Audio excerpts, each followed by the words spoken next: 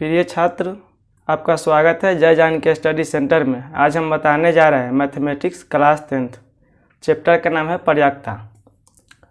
आज हम बातें करेंगे प्रयाक्ता के ऑब्जेक्टिव क्वेश्चन के। पहले बात करेंगे, इसके बाद हम सब्जेक्टिव पर भी चलेंगे। अगर आप मेरे पहले वीडियो नहीं देखे हैं तो पहले वीडियो को देखिए, उसमें पूरे बेसिक से हम सिक्के की संख्या पर बातें किए हैं और प्रयाक्ता निकालने की पूरी चीज़ सिखाए हैं। वो वीडियो देखने के बाद इसमें पूरा समझ में आएगा। चलिए पहले हम बातें करते हैं ऑब्जेक्टिव क्वेश्चन के बारे में। प्रयाक्ता है, किसी घटना की प्रयाक्ता डॉट डॉट से अधिक नहीं हो सकती है। कहता है किस घटना की जो प्रयाक्ता है अधिक नहीं हो सकती है। तो हम बताए थे किसी भी घटना की प्रयाक्ता जो होता है वो 0 से क्या होता है, 0 से 1 के बीच होता है। क्या होता है, 0 से 1 के बीच। तो यहाँ कहता है किसी घटना की प्रयाक्ता से अधिक नहीं हो सकती है। तो यहाँ लिखेंगे हम 1 से अधिक नहीं हो सकती है। यहाँ जो भराएगा वो क्या भराएगा, 1, क्योंकि 1 से अधिक नहीं हो सकती है। फिर दूसरा है कि असंभव घटना की प्रयाक्ता क्या होती है। तो हम बताए थे असंभव घटना की जो प्रयाक्ता होता है वह क्या होता है, 0 होता है। इसके बाद ये भी बताए थे कि निश्चित घटना की प्रयाक्ता क्या होती है। तो निश्चित घटना की प्रयाक्ता क्या होती है, तो निश्चित घटना की प्रयाक्ता जो होता है वह क्या होता है, 1 होता है। और अनिश्चित कहेगा, असंभव कहेगा तो क्या होगा, 0 होगा। प्रयाक्ताओं का योग कितना होता है, प्रयाक्ताओं का योग जो होता है वह 1 होता है, क्योंकि प्रयाक्ताओं का योग होता है वह क्या होता है, 1 होता है। फिर कहता है एक सिक्के के उछालने पर पृष्ठ आने की प्रयाक्ता क्या होगा। देखो, जब एक सिक्का उछालेंगे तो क्या कितनी संभावनाएं बनेंगे, या तो हेड आएगा, नहीं तो क्या आएगा, टेल आएगा। तो हम प्रयाक्ताओं का फॉर्मूला लिखाए थे, आने वाले परिणामों की संख्या बटे कुल परिणामों की संख्या। तो आने वाले यहाँ कहता है कि पृष्ठ आने की प्रयाक्ता मतलब क्या होता है, पृष्ठ के मतलब क्या होता है, टेल आने की प्रयाक्ता। तो टेल आने की प्रयाक्ता कितना है, टेल कितना आया, 1 ही आया। तो यहाँ 1 हो जाएगा ऊपर में, और फिर नीचे में क्या कर रहा है, संभव परिणामों की कुल संख्या। तो कुल संख्या कितना है, 1, और ये 1 कितना हो गया, 2 हो गया। यह क्या हो जाएगा, पृष्ठ आने की प्रयाक्ता क्या होगा, 1/2। जब ही प्रयाक्ता कहेगा तो क्या करेगा, आने वाले परिणाम बटे कुल परिणाम। तो आने वाले का मतलब क्या, जो पूछ रहा है वो आने वाला रहेगा, और जितना दिया है तो कहता है यहाँ आने वाली प्रयाक्ता कितना कह रहा है, पृष्ठ आने के मतलब पृष्ठ कर जाता है, टेल आने की प्रयाक्ता कह रहा है। तो टेल आने की प्रयाक्ता टेल कितना है, 1 है, और टोटल कितना है, 1 है, 1 हेड और टेल दोनों क्या हो गया, 2 हो गया। तो बट्टा में क्या लिखेंगे, 2। कहता है किसी घटना के घटित होने की प्रयाक्ता प्लस उसके नहीं होने की प्रयाक्ता क्या होता है। देखो, तो कोई भी घटना है जो घटना घटित होने की प्रयाक्ता और नहीं होने की प्रयाक्ता क्या होता है, हमेशा वह 1 होता है। ये हम आपको फार्मूला पहले वीडियो में बताए हैं कि किसी भी घटना के घटने की प्रयाक्ता और नहीं घटने की प्रयाक्ता क्या होता है, 1 होता है। दोनों का जो जोड़ कितना होता है, 1 होता है। अब यहाँ तुम्हारा पी डैश कितना दिया है, पी दिया है। पी का अर्थ क्या होता है, घटना घटने की प्रयाक्ता, और उसके नहीं घटने की प्रयाक्ता क्या होता है, पी डैश होता है। घटना घटने की प्रयाक्ता तो इसको किससे सूचित करते हैं, पी से, और यहाँ उसके नहीं घटने की प्रयाक्ता किससे सूचित करते हैं, पी डैश से। ये दोनों होता सेम है, लेकिन यहाँ नहीं है, इसके लिए क्या कहते हैं, डैश सूचित करते हैं। तो दोनों के लिए कितना होता है, इसका 1 होता है। इसीलिए यहाँ कहते हैं अगर हिंदी में बातें करेंगे तो यहाँ किसी घटने की प्रयाक्ता और उसके नहीं घटने की प्रयाक्ता क्या होता है, 1 होता है।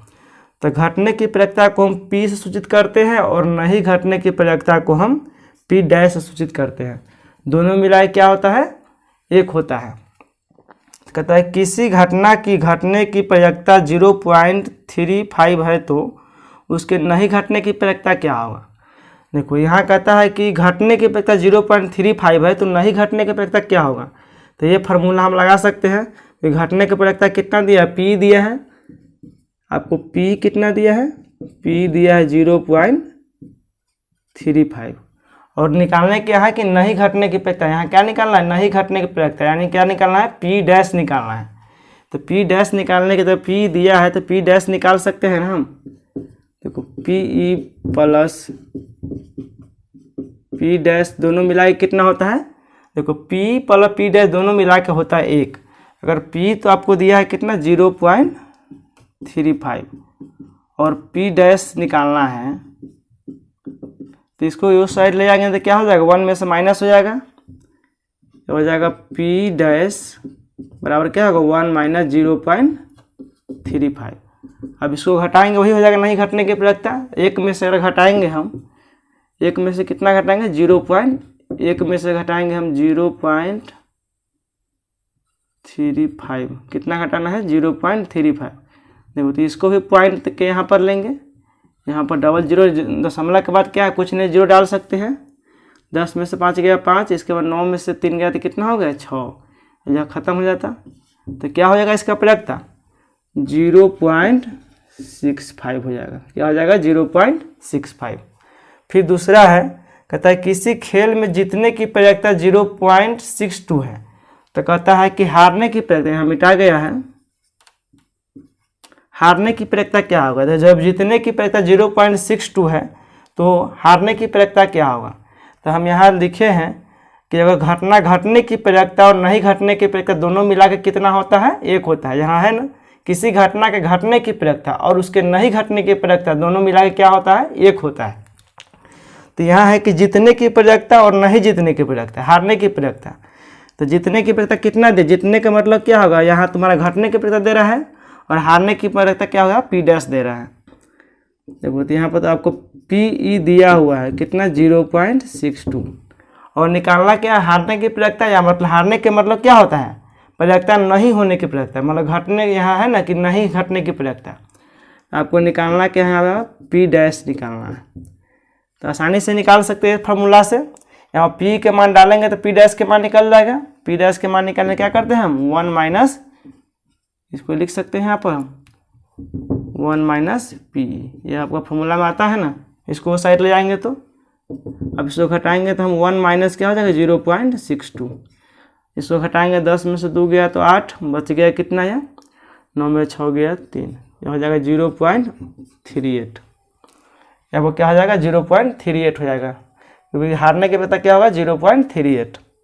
आप फिर अगले कह रहा है कि निम्न में कौन सी प्रवृत्ता नहीं है। देखो प्रवृत्ता हमेशा कितना होता है, प्रवृत्ता का जो योग होता है हमेशा वह कितना होता है 1 होता है। 1 से 12 कभी भी प्रवृत्ता नहीं होता है, और 0 से 1 के बीच ही होगा। तो यह कहता है निम्न कौन प्रवृत्ता नहीं है। यह आपको ऑब्जेक्टिव में बहुत बार पूछा हुआ है। तो यह 2/3 है। 2/3 का अर्थ क्या होता है, जब जो इसको भाग करेंगे तो यह क्या आएगा 0.6 कुछ आएगा। इसके बाद यह क्या है -0.5 है। यह क्या है 15%। अगर 15% को बदलेंगे तो डबल 0 हो जाएगा 1 पर, 100 से भाग हो जाएगा। यह क्या देगा 0.15 देगा। और यह कितना 0.7। तो प्रवृत्ता हमेशा किसके बीच होता है, प्रवृत्ता हमेशा जो होता है वह 0 से लेकर 1 के बीच ही होता है। तो 0 से यह क्या 0.6 है, तो यह कितना है 0 और 1 के बीच है। और यह इसके बाद यह कितना है 0.15 है, यह 0 और 1 के बीच है। यह 0.7 है, यह क्या है 0 से 1 के बीच की संख्या है। लेकिन यह जो तुम्हारा 0.5 है वह माइनस में है। माइनस का अर्थ क्या होता है 0 से भी छोटा होता है। अगर यहाँ -2 दिया है तो यह क्या है 0 से भी छोटा है। तो यह जो -0.5 दिया है यह 0 से भी छोटा है, यानी प्रवृत्ता में 0 और 1 के बीच होता है।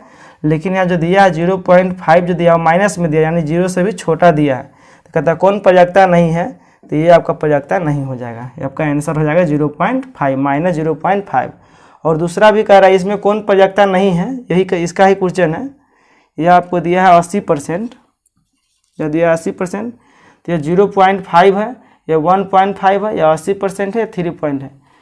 देखो तो ये 80% को चेंज करेंगे तो कितना हो जाएगा, यहाँ 100 से भाग करेंगे तो यह क्या हो जाएगा 0.8 आएगा। इसको करेंगे भाग करेंगे तो कितना आएगा 0.7 ऐसी कुछ आएगा। तो इसमें कहता है कौन प्रवृत्ता नहीं है, तो प्रवृत्ता हमेशा किस में होता है 0 से 1 के बीच ही होता है। यह नहीं 0 से छोटा होगा नहीं 1 से बड़ा होगा। तो यह 0 और 1 के बीच की संख्या है। ये किसके बीच की संख्या है 0 और 1 के बीच के। यह किसके बीच की संख्या है 0 और 1 के बीच के। और यह जो तो आपको दिया 1.5 यह क्या है 0 और 1 किससे बड़ा है। यह किससे बड़ा है 1 से बड़ा। तो यहाँ प्रवृत्ता हमेशा 0 और 1 के बीच ही होना चाहिए, लेकिन यह 1 से बड़ा है। तो ये कहता है कौन प्रवृत्ता नहीं है, तो यह जो हमारा है 0.15 यह प्रवृत्ता आपका नहीं होगा। अब हम इसके बाद सिक्के के बारे में बातें करेंगे। सिक्के से रिलेटेड जो भी प्रश्न है उसको हम एक एक करके बनाएंगे। सिक्के से रिलेटेड प्रश्नों पर बात करेंगे। जैसे एक सिक्का को उछालने पर क्या होता है, 2 सिक्का को उछालने पर इसका चित आने की प्रक्रिया क्या होगा, इसके बारे में हम बात करेंगे। देखो पहले हम सिक्के के बारे में कहते हैं कि एक सिक्के के उछालने पर पट यानी टेल आने की प्रक्रिया क्या होगा। तो जब भी हम सिक्का को उछालेंगे, अगर एक बार उछालेंगे तो क्या आएगा, या तो हेड आएगा नहीं तो टेल आएगा। जब भी हम सिक्के को उछालते हैं तो क्या आता है, या तो हेड आता है नहीं तो टेल आता है। तो यहाँ जो मेरा है वह संभावना कितनी बनती है, 2 संभावना बनती है। या तो इस सिक्का को ऐसे फेंकेंगे, या तो हेड आएगा नहीं तो टेल आएगा। ठीक है, तो कितने संभावना बना, 2 संभावना बनेगा। तो यहाँ हमें कहता है कि एक सिक्का को एक उछाल में पट आने की प्रक्रिया क्या होगा। तो यहाँ पहले लिखे कि हम संभव परिणाम होता है, या तो हेड आएगा नहीं तो क्या आएगा, टेल आएगा। तो यहाँ है कि एक सिक्का को उछालने पर पट आने की प्रक्रिया पूछ रहा है। तो पहले हम क्या करेंगे, संभावना निकालेंगे कि संभावना क्या हो सकता है, या तो हेड नहीं तो टेल। तो संभव क्या होगा, संभव परिणाम जो होगा, संभावना जो होगा, वह हेड नहीं तो टेल आएगा। अब नीचे लिखेंगे तो प्रक्रिया क्या क्या कहता है, प्रक्रिया निकाले। तो प्रक्रिया के लिए फॉर्मूला क्या होता है, आने वाली परिणामों की संख्या बटे संभव परिणामों की कुल संख्या। तो आने वाली परिणामों की संख्या बटे, तो यहाँ तुम्हारा है संभव परिणाम क्या निकला, हेड और टेल। तो यहाँ संभव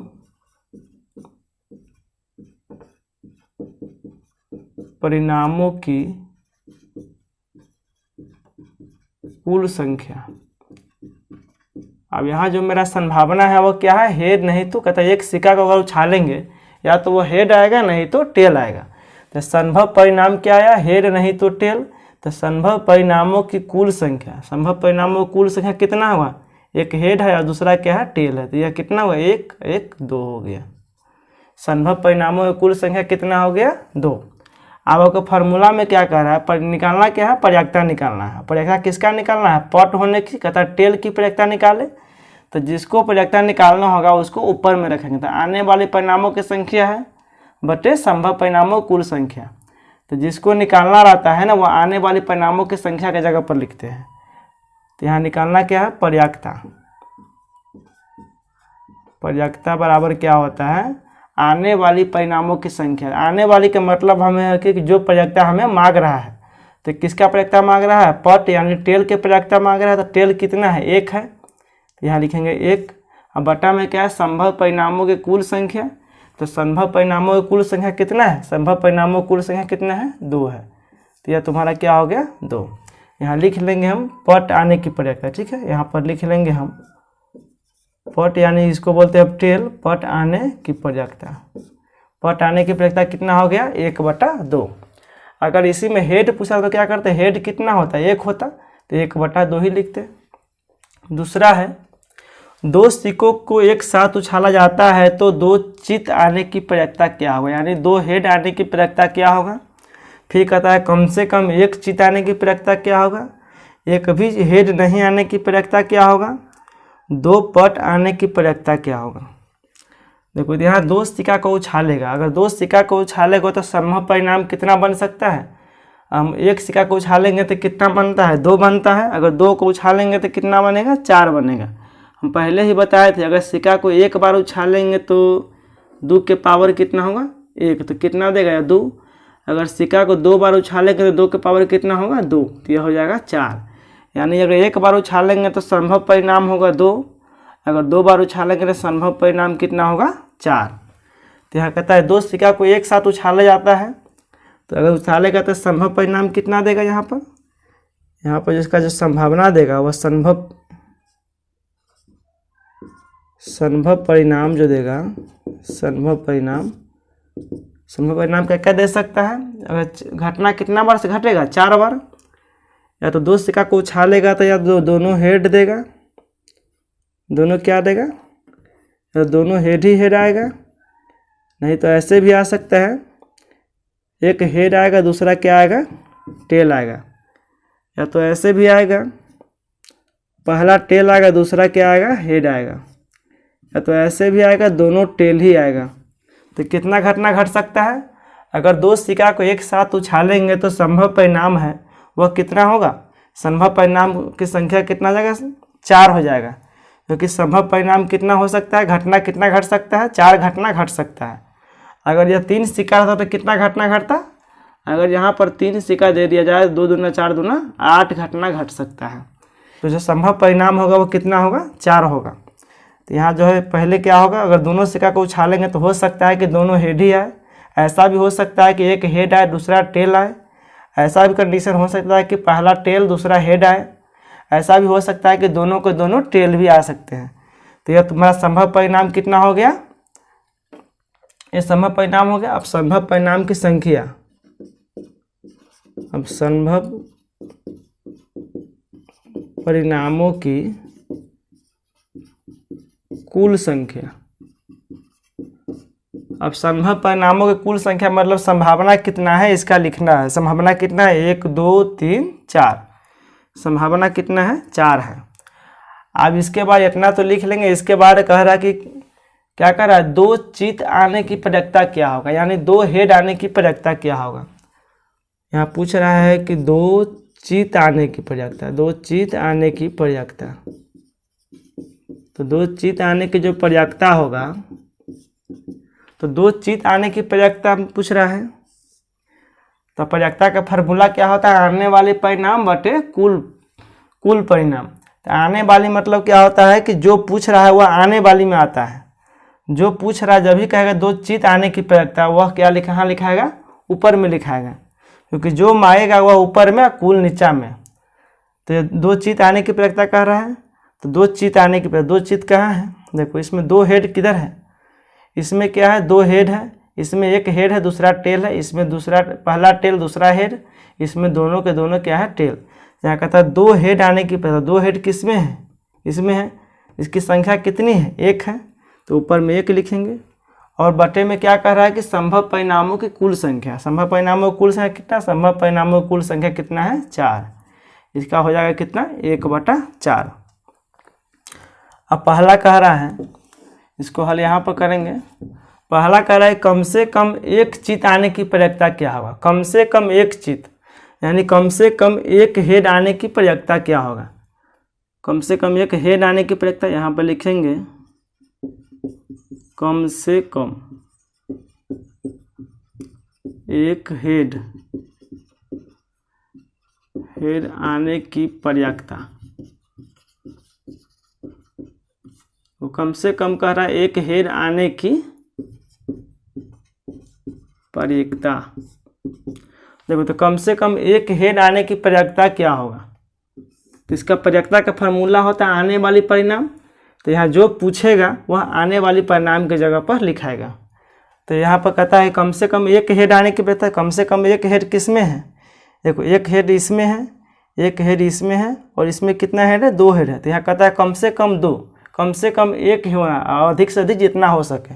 तो कम से कम 1 हेड लेना है। तो ये हेड इसमें कितना है, 1 है, इसमें भी 1 है, इसमें भी है, कितना टोटल कितना हेड हो गया, 3 हो गया, ऊपर में 3। अब बटे में क्या लिखना है, कुल परिणाम। कुल परिणाम कितना दिया है, 4।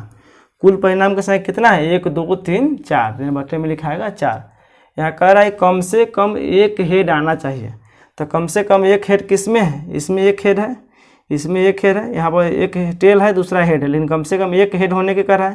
तो 1 हेड इसमें है, 1 इसमें है, इसमें 2 हेड है, तो लेकिन कम से कम कह रहा है 1 होना चाहिए। तो अधिक से जितना हो सके, तो कम से कम अगर कहेगा तो रहेगा, ये नहीं चलेगा किसी, इसमें दोनों क्या है, टेल है। तो कम से कम 1 हेड कितना हो जाएगा, 1 2 3, या 3 बटा हो जाएगा 4। दूसरा क्वेश्चन कह रहा है कि 1 भी चित नहीं आने की प्रयत्ता, 1 भी चित नहीं आने की प्रयत्ता क्या होगा। तो 1 भी हेड नहीं आने की प्रयत्ता कहता है। यहाँ कहता है 1 भी हेड यानी चित नहीं आने की प्रयत्ता, नहीं आने की प्रयत्ता। देखो अगर 1 भी हेड कह रहा नहीं आने की प्रयत्ता क्या होगा, तो प्रयत्ता क्या होता है, आने वाली परिणाम। जो पूछेगा वह आने वाली परिणाम की जगह पर लिखाएगा। तो कहता है 1 भी क्या होना चाहिए, हेड नहीं आने की। तो 1 भी हेड किस में नहीं आ रहा है, इसमें 1 हेड आ रहा है, इसमें 1 आ रहा है, इसमें 2 आ रहा है। 1 हेड किस में नहीं आ रहा है, इसमें नहीं आ रहा है। तो इसकी संख्या कितनी है, 1 है। अब बटा क्या होता है, जो पूछेगा वह ऊपर में, अब जितना कंडीशन संभावना रहेगा वह कुल नीचे में। तो कुल कितना तुम्हारा दिया, कुल सब परिणाम कितना दिया है, 4 दिया है। यहाँ बटे हो जाएगा 4। प्रयोक्ता सबसे आसान है, इसमें क्या करना है, जो मांगेगा वह ऊपर में लिखेंगे, टोटल नीचा में लिख लेंगे। तो जो मांग क्या रहा है कि एक भी हेड नहीं आना चाहिए, तो एक भी हेड किस में नहीं आएगा, एस में। इसकी संख्या कितनी है, एक है, यहाँ एक लिख लेंगे, क्योंकि आने वाली परिणाम कितना है, एक ही है, बटा कुल परिणाम, कुल कितना है, 4 है।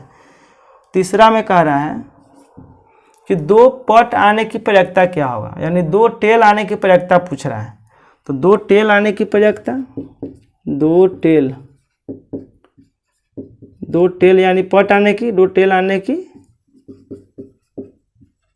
प्रयोक्ता। तो 2 टेल आने की प्रयोक्ता क्या होगा, तो 2 टेल आने की प्रयोक्ता क्या होगा, तो 2 टेल मतलब 2 टेल आने की प्रयोक्ता पूछ रहा है, मतलब आने की प्रयोक्ता। तो आने की प्रयोक्ता की आने वाली परिणामों की संख्या। तो आने की प्रयोक्ता जब भी कहेगा, प्रयोक्ता बराबर फॉर्मूला क्या होता है, प्रयोक्ता जब भी निकालना आने वाली परिणाम, मतलब जो पूछ रहा है वही। आने वाली परिणाम का अर्थ क्या है, जो आपसे मांग रहा है, और बटे में क्या दिखा है, कुल संख्या, मतलब जो आपका कंडीशन संभावना है वह कुल कितना है वह नीचे में लिखना है। देखो इसमें कहता है कि 2 टेल आने की प्रयोक्ता, 2 टेल आने की प्रयोक्ता कितनी है, देखो 2 टेल आने की प्रयोक्ता पूछ रहा है, तो जो पूछेगा वह ऊपर में, कुल नीचा में। तो 2 टेल कहाँ है, तो 2 टेल इसमें है, इसमें एक हेड है, एक टेल है, इसमें एक टेल है, एक हेड। यहाँ पे कह रहा है कि 2 टेल, तो 2 टेल की संख्या कितनी है, एक है, तो ऊपर में एक हो जाएगा, बटा कुल है, प्रयोक्ता क्या होता है, कुल परिणाम, कुल परिणाम कितना है, 4 है, यहाँ हो जाएगा 1/4। इसके बाद हम बातें करेंगे, यहाँ पर 2 संख्या से 2 सिक्का को उछालने के बातें हो गया, एक सिक्का को उछालने के बाद हो गया। अब बच गया क्या, 3 सिक्का को अगर एक साथ उछालेंगे तो क्या क्या कंडीशन बनेगा, इसकी संभावना कितनी होगी वह निकालना है। तो 3 सिक्कों को उछालने पर तो कितना संभावना बनता है, 8 संभावनाएं बनती हैं। चलो इसके बारे में हम बात करेंगे कि 3 सिक्का को अगर एक साथ उछालेंगे तो संभव परिणाम की संख्या कितनी होगी, इसके बारे में। देखो अगर 3 सिक्का है, या इससे पहले हम बताए थे कि 2 सिक्का को उछालने पर, सिक्का को उछालेंगे तो कितना होगा, 2 होगा। अगर 2 सिक्का को उछालेंगे तो 4, अगर 3 सिक्का को एक साथ उछालेंगे तो कितना होगा, 8 होगा। कितनी संभव परिणाम होगा, 8। तो यहाँ कहता है कि 3 सिक्का को एक साथ उछाला आता है, तो 3 सिक्का को उछालेंगे तो संभव परिणाम की संख्या कितनी होगी, संभव परिणाम कितना बन सकता है, संभव परिणाम जो बनेगा वह बनेगा 8। लेकिन कैसे बनेगा इसके बारे में हम बताएंगे। या तो क्या होगा, अगर 3 सिक्का है तो हो सकता है तीनों को एक साथ उछालेंगे तो क्या बन सकता है, 3 हेड भी बन सकता है, या तो ऐसा भी बन सकता है 2 हेड 1 टेल बन सकता है, या तो ऐसा भी बन सकता है 1 हेड दूसरा क्या बनेगा, टेल फिर बनेगा हेड, या तो फिर ऐसा भी बन सकता है 1 टेल दूसरा क्या बनेगा, हेड। ऐसा भी बन सकता है, या तो ऐसा भी हो सकता है तीनों के तीनों क्या आ सकता है, टेल आ सकता है, या तो ऐसा भी आ सकता है कि 2 टेल 1 हेड हो सकता है, या ऐसा भी फिर हो सकता है कि 1 टेल दूसरा हेड फिर टेल हो सकता है। यहाँ कितना, एक हेड 2, या तो ऐसा भी हो सकता है 1 हेड 2 टेल। देखो तो यहाँ कितना कंडीशन बन गया, 1 2 3 4 5 6 7 8। देखो अगर 3 सिक्का को एक साथ उछालेंगे तो कितना कंडीशन बनेगा, 8 कंडीशन बनेगा। बहुत ऐसा स्टूडेंट के इसमें पता ही नहीं चलता है कि कब हेड लेना है कब टेल लेना है, तो इसको हम बता रहे हैं। सबसे पहले यहाँ ध्यान देंगे है, देखो सबसे पहले क्या, अगर 3 सिक्का को उछालेंगे तो हो सकता है कि तीनों सिक्का हेड आ जाए। तो अगर तीनों के तीनों हेड आए फिर अगर उछालेंगे तो क्या हो सकता है कि देखो ये टेल आ जाए, दूसरा क्या आ जाएगा, दोनों हेड आ जाएगा। इसमें पहले चेंजिंग कैसे करते हैं, अगर तीनों के तीनों हेड आता है, अब ये हेड को क्या करेंगे हम टेल में बदल देंगे, ये दोनों क्या रहेगा, हेड रहेगा।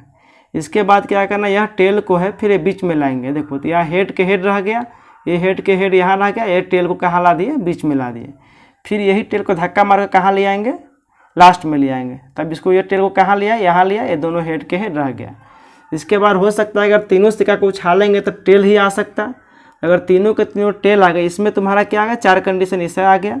फिर ऐसा भी हो सकता है कि अगर 3 सिक्का को एक साथ उछालेंगे, अगर तीनों सिक्का उछालेंगे तो क्या आ सकता है, तीनों के तीनों टेल भी आ सकता है। तो अगर तीनों के तीनों टेल आ गया तो इसको क्या करेंगे, ऐसा भी हो सकता है यह टेल को किस में बदल देंगे हम, हेड में। ऐसा भी हो सकता है कि यह टेल जो है वो हेड आ जाए या दोनों टेल आ जाए। तो ये टेल की जगह पर क्या डाल देंगे, हेड डाल देंगे, या 2 गो टेल का टेल रह गया। इसके बाद यही हेड को फिर क्या करते हैं, धक्का मार के बीच में लाएंगे, तो यह टेल के टेल, ये टेल के टेल हो गया, बीच में ये हेड जो कहाँ आ गया, बीच में आ गया। फिर यही हेड को क्या करेंगे, यहाँ ला देंगे। अब यह हेड क्या देखो, यहाँ टेल के टेल हो गया, ये भी टेल के टेल, यह हेड कहाँ चले गया, लास्ट में चले गया। अब इस हेड को कहाँ ला देंगे, यहाँ ला देंगे। इस तरह यहाँ से इतना जो है वो एक कंडीशन से बनेगा, यहाँ से इतना एक कंडीशन से। ये तो समझ में आ गया। पहले तीनों के तीनों हेड लिख लेंगे, इसके बाद यही हेड को टेल में चेंज कर देंगे, फिर यह टेल को बीच में ला देंगे, फिर यही टेल को क्या करेंगे, लास्ट में ला देंगे। फिर यहाँ 3 कंडीशन किसका बनेगा, टेल का।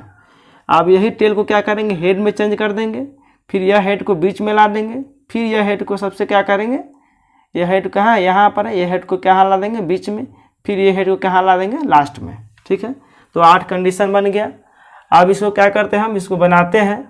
सबसे पहले क्या कर रहा है, यहाँ तुम्हारा संभव परिणाम कितना हो गया, ये तुम्हारा क्या हो गया, संभव परिणाम हो गया। अब संभव परिणाम की संख्या कितना हो गया, संभव परिणाम, संभव परिणामों की कुल संख्या, संभव परिणामों को जो कुल संख्या होगा वह कितना होगा, 1 2 3 4 5 6 7 8। यह हम ऐसे भी निकाल सकते हैं, संभव परिणामों की कुल संख्या कितना हो गया, 8 हो गया। अब यहाँ कहता है कि 3 पट आने की प्रयत्ता क्या होगा। पहला क्वेश्चन आपको कह रहा है कि 3 पट आने की, पट का मतलब क्या होता है, टेल, 3 पट आने की प्रयत्ता, 3 पट आने की प्रयत्ता क्या होगा। तो 3 पट आने की प्रयत्ता क्या होगा, प्रयत्ता का अर्थ क्या होता है, प्रयत्ता का फॉर्मूला होता है आने वाली परिणाम। तो आने वाली परिणाम कितना है, यहाँ जो पूछेगा वह आने वाली परिणाम होगा। तो यहाँ 3 पट पूछ रहा है ना, तो 3 पट किस में है, 3 पट के साथ कितना, देखो इसमें तो हेड है, इसमें हेड है, टेल है, इसमें एक ही पट है, इसमें भी एक पट है, इसमें भी एक पट है, इसमें 2 पट, इसमें 2 पट, यहाँ 3 पट किस में है, इसमें है। तो 3 पटों की संख्या कितनी है, 1 है। 3 पट किस में है, इसमें है ना, 3 पट की संख्या कितनी है, 1 ही है ना, 1 हो जाएगा। और बटा में क्या कहता है, संभव परिणाम की कुल संख्या, कुल संख्या कितना है, 8, यहाँ बटा में हो जाएगा 8। पहला क्वेश्चन आपका खत्म हो गया। दूसरा में चलेंगे हम, क्योंकि यहाँ कह रहा है कि 3 पट इसी में है ना, बाकी सब में तो 1 ही है, इसमें 1 है, इसमें 1 है, इसमें 2 है, लेकिन 3 इसमें है, तो इसकी संख्या कितनी है, 1 है, यहाँ 1 हो जाएगा। इसके बाद कह रहा है कम से कम 2 चित आने की प्रयत्ता। अब दूसरा क्वेश्चन कह रहा है कि कम से कम 2 चित, 2 चित करते क्या होता है, 2 हेड, कम से कम 2 चित आने की प्रयत्ता, आने की प्रयत्ता। देखो तो कम से कम 2 चित कह रहा है, तो कम से कम 2 चित आने की प्रयत्ता, तो जो पूछेगा वह ऊपर में, कुल हो जाएगा नीचे में। तो कम से कम 2 चित, कम से कम 2 चित किस किस में है, देखो कम से कम 2 चित, इसमें तो 1 ही चित है, 1 ही हेड है, मतलब कम से कम 2 चित करते हैं, 2 कम से कम 2 हेड होना। तो इसमें तो 1 ही हेड है, इसमें भी 1 है, इसमें तो है नहीं, 1 क्या है, इसमें है, इसमें कितना हेड है, 2 हेड है, तो 1 ये हुआ, इसमें भी 2 हेड हुआ, इसमें भी 2 है। तो कहता है कम से कम 2 होना चाहिए, तो इसमें 1 ये भी काउंट होगा, 2 इसमें भी 2 है, तो ये भी काउंट होगा 3, और कम से कम 2 का अधिक से जितना हो जाए, तो कम से कम 2 है, तो इसमें भी काउंट हो जाएगा यहाँ। तो कितना होगा, 1 2 3 4, तो यह हो जाएगा 4। अब बटा में कुल कितना है, कुल संख्या 8 है, इसको कट करेंगे, 4 दूना 8, तो क्या देगा यह 1/2 देगा। यह हो गया। तीसरा क्वेश्चन में चलेंगे। अगर कम से कम कहेगा तो जो अधिक वाला रहेगा वो भी लेंगे, क्योंकि कम से कम यहाँ कह रहा है कि 2 चित होना चाहिए, अधिक से अधिक चीज जितना हो जाए। तो कम से कम 2 चित किस में है, इसमें है, इसमें है, इसमें है, इसमें है। तो कितनी संख्या है इसकी, 1 2 3 4, मतलब आने वाली परिणाम की संख्या कितनी है, 4। अब तीसरा क्वेश्चन कहता है कम से कम 2 चित आने की प्रयत्ता। कम से कम कितना चित होना चाहिए, 2 चित आने की प्रयत्ता। ये दोनों क्वेश्चन, हाँ इसमें सॉरी, 2 चित आने की भैया, जो आपका क्वेश्चन बन गया वो तीसरा नंबर क्वेश्चन बन गया आपका। अभी जो बन गया वो तीसरा नंबर बन गया, दूसरा नंबर हम बना रहे हैं, मिस्टेक हो गया। अब यहाँ दूसरा नंबर कहता है 2 चित आने की प्रयत्ता क्या होगा। यहाँ कह रहा है कि 2 चित आने की, 2 हेड आने की अर्थ होता है 2 चित आने की प्रयत्ता। देखो 2 चित आने की जो प्रयत्ता होगा वो कितना होगा। तो 2 चित आने की प्रयत्ता कह रहा है, तो 2 चित किस किस में है, सो देखो दो हेड किस में है, दो हेड तो आपके इसमें है और इसमें है। इसमें तो दो हेड नहीं, इसमें 3 है, तो यह नहीं लेंगे। कहता है कि दो हेड आने की पहले, दो चित आने की पहले, दो चित की संख्या कितनी है, 1 2 3, यहाँ हो जाएगा 3, टोटल हो जाएगा कितना 8। क्योंकि यहाँ इसमें पहले था कि कम से कम 2 लेना है, अधिक से अधिक जितना हो जाए, तो कम से कम 2 लेना है, तो ये भी काउंट होता है। लेकिन यहाँ कह रहा है कि 2 चित ही होना चाहिए, तो 2 चित आने पर कितना होगा, तो इसमें 2 चित है, इसमें और बाकी किसी में भी नहीं है। इसके बाद चौथा क्वेश्चन पर चलेंगे हम। कहता है कम से कम 1 चित आने की प्रयत्ता। देखो कम से कम एक चित आने की प्रयत्ता। देखो तो कम से कम कह रहा है कि 1 चित होना चाहिए, तो कम से कम 1 चित किसमें है, इसमें भी 1 चित है, इसमें भी 1 चित है, इसमें नहीं है। किसमें, इसमें 1 चित है, इसमें है।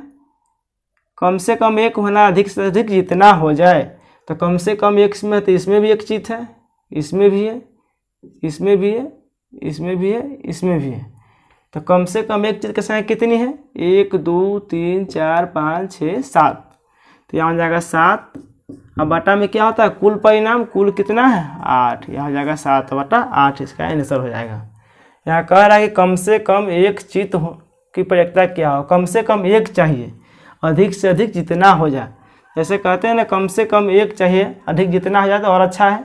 तो कम से कम 1 है, तो इसमें 1 है, इसमें भी 1 है, इसमें 1 भी नहीं है। तो 1 2 3 4 5 6 7, तो यह जो हो गया क्या हो गया 7/8। प्रयत्ता का अर्थ ही होता है कि जो पूछेगा वह ऊपर में और कुल हो जाएगा नीचे में। हेलो दोस्तों, मेरा वीडियो अच्छा लगे तो लाइक सब्सक्राइब और अपने दोस्तों में भी शेयर करें। और अगर आप नए हैं तो बेल आइकन को बजाएं, जिससे कोई भी न्यू वीडियो अपलोड करे तो उसका नोटिफिकेशन आप लोगों तक पहुंचे। थैंक्स।